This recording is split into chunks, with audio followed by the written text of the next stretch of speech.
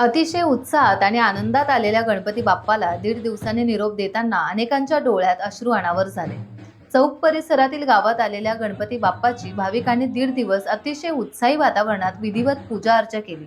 रविवारी सायंकाळी उशिरा गणराय आपल्या घरी निघाले असता अनेकांनी साश्रू नयनांनी बाप्पांना निरोप दिला.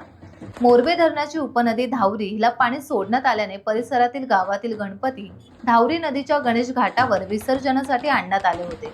ग्रुप ग्रामपंचायतचे कर्मचाऱ्यांनी घाट परिसर स्वच्छ ठेवला होता. निर्माल्य गोळा करण्यासाठी निर्माल्य कलश तयार ठेवण्यात आले होते, तर लाईटची व्यवस्था देखील करण्यात आली होती. गणपती बाप्पा मोरया, पुढच्या वर्षी लवकर या, अशी भावपूर्ण हाक मारून 1.5 दिवसांच्या गणरायाला निरोप देण्यात आला.